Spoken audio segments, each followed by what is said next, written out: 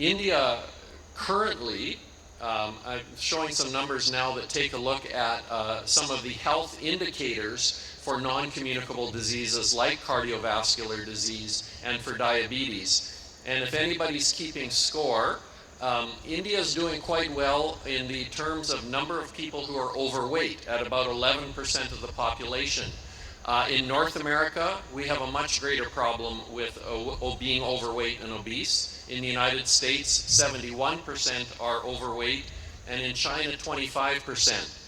When it comes to obesity, just 2% of Indians are considered to be obese, with 1/3 of the population in the United States and about 6% in China. But the following indicators show that while India doesn't have the same weight issue that the rest of the world does, the indicators of heart disease and diabetes are significant and are not that much different than parts of the world where obesity is a huge problem. So this is saying what the problem is today, and we've already shown you the forecast that these problems are only going to get bigger.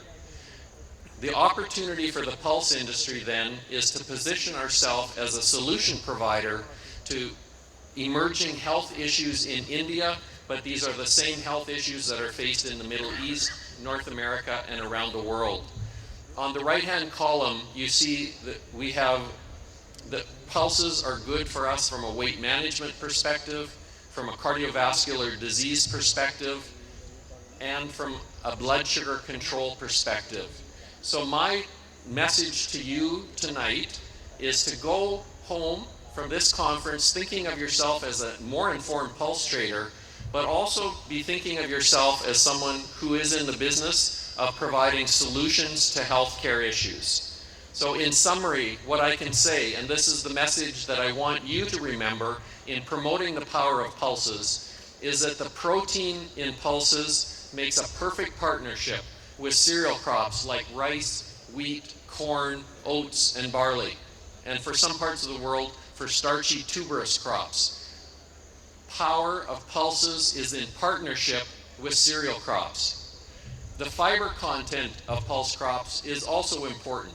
Both the crude fiber that's found in the seed coat, but also things like soluble fiber and complex carbohydrates that are found inside. This is the key to blood sugar control. And this is also the key to lower glycemic response, which is very important for people with diabetes. And finally, let's not forget the power of pulses in providing vitamins and minerals. So this will conclude my presentation. I want you to think about the power that you have to change the lives, to take us beyond being a commodity to being a real solution provider for the next decade. And through Hakan's hard work, I think that we have the International Year of Pulse to focus our efforts and make the power of pulses well known around the world. Thank you. Of the protein of pulses all across the world. Thank you, Gordon, for being here, making it so very special. And now it's time to welcome a gentleman who has been the protein and the power in the many ministries that he's handled.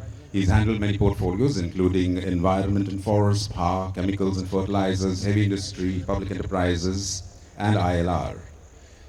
During his tenure, he was adjudged the best performing minister. And he has introduced several landmark legislations in the sectors that he'd been involved with: power sector, energy efficiency, environmental issues, including management of municipal solid waste, medical waste, chemical weapons, etc., and a host of other policy initiatives leading to a transparent and a participatory administration. A firm believer in the power of rural India, he is connected with over 100 organizations and NGOs in rural management, in development of education, healthcare, vocational training, also in the arts, music, also care for the old and aged as an old and aged care, infrastructure, watershed development, farmers, youth, sports, et al.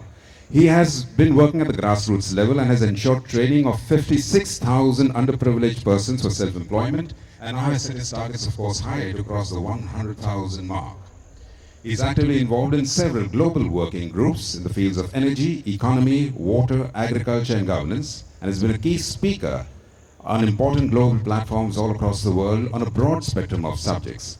His articles have been widely published and regarded in prestigious global publications, and has been selected as the Youth Leader of Asia at IYY and has been an advisor at several UN organizations.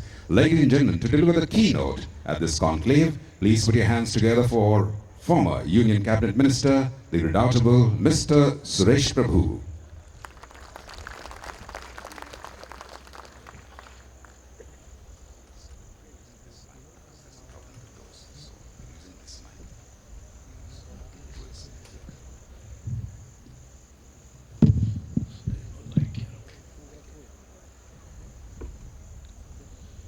So good evening, friends.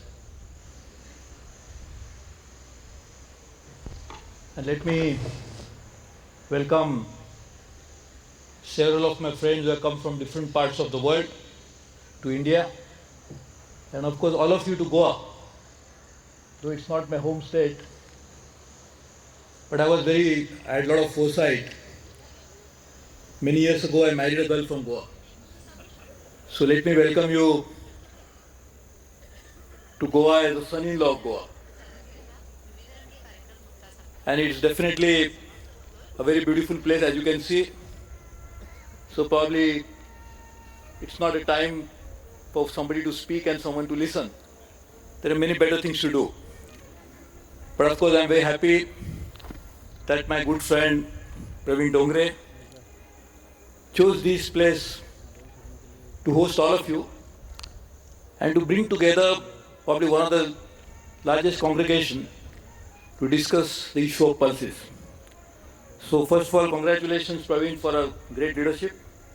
And knowing you, he's my childhood friend. So I have seen him growing. I'm thinking, because he has grown so much, he must be eating a lot of pulses. And probably it was my mistake, I didn't eat as many.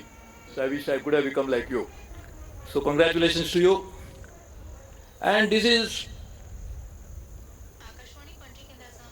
happening at a time when we in India, and not just in India, globally, are struggling with quite a few of global concerns.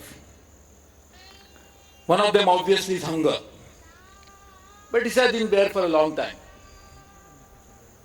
Then as you said correctly, hunger something can be described as how much you eat. But then if you go to nutrition, then we really go into the profile of hunger. Not just what you eat, how much you eat, but what exactly you eat. And that will really determine to an extent where not just we are removing hunger, but are we making people adequately healthy. And there, the world concern now has moved fortunately from hunger to nutritional security. And therefore, at such a time when we are discussing these issues, I'm happy all of you are here. But the global concerns are not just confined to these two. The world is also struggling to find out how do you find answer to one of the even bigger concern, the concern of climate security. Are we secured enough in terms of livelihood, in terms of a future, in terms of protecting ourselves for the time being and protecting our own future? Are we secured enough? I just landed 2 days ago from US, where we had a strategic dialogue with one of our great friends. And I thought I'll not be able to come here because there's so much of snow, unprecedented, that people normally associate climate change with global warming. So the obvious question is, if climate change is global warming, then how could snowfall happen so much? And then the misconception surrounding it is that climate change is not just global warming, climate change is radical change in weather pattern. So sometimes it can snow so much when it's not supposed to, and then sometimes it may not snow at all. It might rain so much in a shorter period of time, as we have seen in Uttarakhand in Maharashtra, in India, or in other parts of the world, including Philippines. But it may not rain at all for years, that could be a drought. And that significant element of that is climate change, which in fact is also global concern. And at this time again, is a concern of real poverty. So it's not just hunger, not just nutritional security, climate change, and also poverty. And if one can simplify this, I would say, if you can want to combine all the issues, then you need to look at each element of that where the underlying issue is really an agriculture. Agriculture may contribute very small percentage to global greenhouse gas emission, maybe just 14-15%. But the biggest casualty of climate change is going to be agriculture.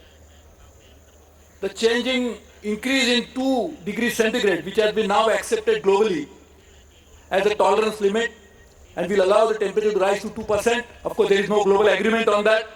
Unfortunately, there is no subsequent protocol to Kyoto Protocol, but still we agree on that, at least. But even if I take 2 degrees centigrade temperature rise, that itself would mean that huge loss of crop. Many crops will not be able to withstand that type of heat. And therefore, at a time when we have hunger, we have nutritional issues. The issue is how are you going to feed the population? And in fact, I should have added one more global challenge, which in my opinion is the biggest one, and that's population. Because sometimes we are not happy with which we are growing. Some people are not happy with the way their economies are growing. But globally we are not happy with the way we are going in numbers. So already 7 billion, but we are not happy. We added 1 billion after several thousands of years. Then we added another billion in 100 years, and then we added, now adding another billion in a decade, 2 decades, 3 decades. So this is the situation in which the population is rising, and at a time when all these issues combine, we have got a big challenge, and now we have to struggle to find out how we meet that challenge. So what is the relationship with that, with this today's conclave? In fact, as you very correctly mentioned, it is very important, the power of pulses is something very important. And in fact, I am very happy that you could gather such a distinguished group of people here.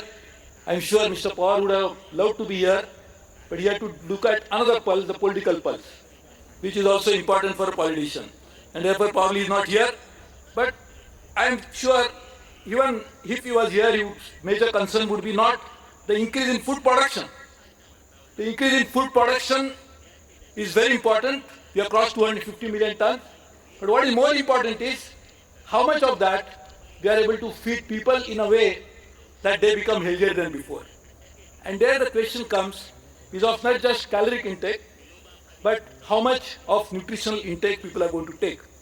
And there we have to really look at this issue in a very significant way. I am very happy that in India, at least officially, we say 2/3 people are vegetarians. Of course, many vegetarians define themselves in a very different way. So sometimes they are at home vegetarians, but not out.